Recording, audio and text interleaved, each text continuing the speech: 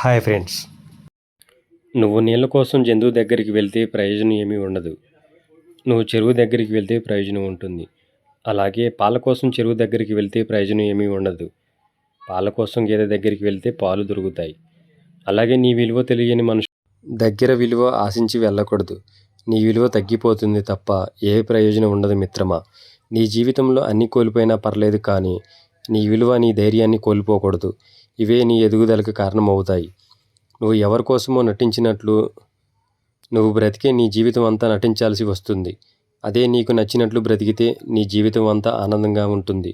గుర్తుపెట్టుకొని నీకు నచ్చినట్లు జీవించు మిత్రమా. నా వీడియో మీకు నచ్చినట్లయితే సబ్స్క్రైబ్ చేసుకోండి. Thank you for watching.